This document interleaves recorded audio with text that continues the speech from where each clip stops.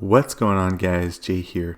In this video today, I'm showing you how to handle losses. So I'll be starting with a live example of me taking a loss this week, and then we're going to look at the loss protocol that I have. And then if you stick to the entire video, I have something very special for you at the end. So make sure you stick around.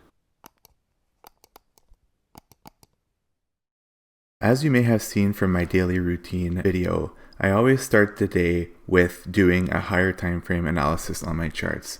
And in this case here, I'm looking at the 4-hour time frame on SPX, and I'm trying to see the draw on liquidity. At 7:23 in the morning, I see that the bearish fair value gap has already been tapped in and that the market seems to be going downward. So I'm thinking that the draw on liquidity is towards that bullish fair value gap. I pull a fib on the chart and I would like to see the market open and then raid the London and the Asian range to go all the way up to that 50 fib mark and then start to make its way back down. So now I have my game plan. So at 9 a.m. I see that the market is moving in my direction. It did not hit two key levels though. It did not grab the Asian range and it did not pull all the way back to the 50 fib mark. But my other conditions on 5 minutes are met and I place a limit order. The market initially moves a little bit against me and then in my favor. And then I'm thinking that it's going to just cut through and then it goes 100% against me and kicks me out. Remember, this was the initial idea, and then this is what ended up panning out a little bit later during silver bullet hours. It did indeed hit the zone that I was targeting, and it did create the entry setup that I was looking for, but since I had already taken a loss in the morning, I didn't want to get into a flimsy trade where I couldn't really get a good risk to reward. We had bullish order flow, so shorting in this circumstance was a little riskier, so I passed on this second trade, but I still wanted to show you guys that my trade idea actually executed itself after I took the initial loss. So whether I take a win or a loss, I like to go through this little mental exercise.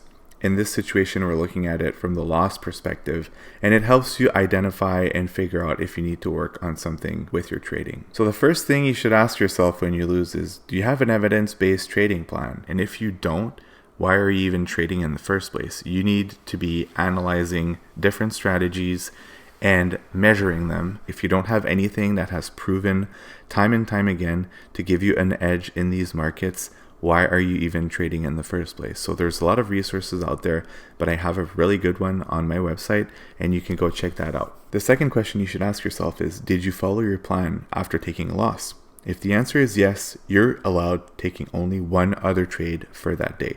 If it's a win or a loss, again, it doesn't matter, but you only have one other bullet in your chamber. If you didn't follow your plan, you don't take any more trades for today, and you're going to work on the reason why you didn't follow your plan initially. So write down which part of your plan did you not follow and why. And here are some possible reasons. Fear of missing out. Maybe you have a lack of discipline. Maybe you were bored because you've been sitting on your hands for a couple days and nothing's going on. Maybe you have a gambling mentality, you're afraid, or you've got some emotions that are preventing you from trading successfully. When you're finished writing, then ask yourself, has the described situation above happened before? If the answer is yes, then you need to ask yourself, why do you keep doing that?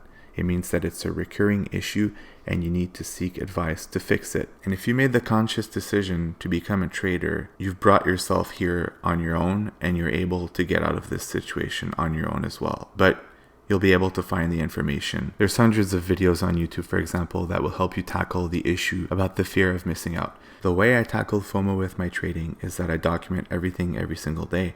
And I know that there's a certain number of setups that happen every week. So if I miss one, I know that there's one right around the corner. On Wednesday, I was able to take a short after the CPI announcement, and then I was back in profit for the week. So let's take a quick moment to analyze this trade. I get a lot of questions about what are my rules for trading news? And my rules are very simple. I don't trade during the news and pre and post 30 to 45 minutes. Before or after that, it's business as usual. If my rules are met, I can enter a trade. So in this situation, we had strong news come in at 8:30 that blew through the London high. So once that happens, we're looking for evidence of a reversal. The 3 rules that I will never navigate away from are raid, break of structure, and then fair value gaps forming in the opposite direction, which clearly indicates that there's momentum that's forming in the other direction. If those 3 things are not achieved, I will never enter into a trade. Yes, I may see the wrong break of structure, or I may identify a fair value gap as displacement when it's not. But those 3 confluences need to happen in order for me to enter a trade. The other question I get often is, where do you exit? And again, there's a lot of variables around this, but in this situation, we had strong bullish order flow and I didn't want to stick around in that fair value gap with a bearish order. And I took everything off at that sell side liquidity, and that was a good decision. Sometimes I may take a partial and try to ride it all the way back to the opposing liquidity pool. In this case, that would have been the London low. You can play around with your trade management parameters, but you don't want to skew the risk to reward too much by taking partials at very short distances or full take profits at very short distances as well, because then you're going to mess up your asymmetric risk to reward and you're going to have to work a lot harder to make money. If you're describing a situation that hasn't happened before, just be careful the next time and don't make this problem a habit. I added 2 strong quotes on this page just so that you keep them in mind. Discipline is the bridge between goals and accomplishments. And then good leaders don't make excuses. Instead, they figure out a way to get it done. So just keep that in mind when you're trading. The discipline and following your plan is what's going to get you to the next level. As promised, I wanted to end the video with what I had in store for you guys. You have been asking for this almost since the inception of the YouTube channel. So the information is going to be on my website in the private mastermind tab.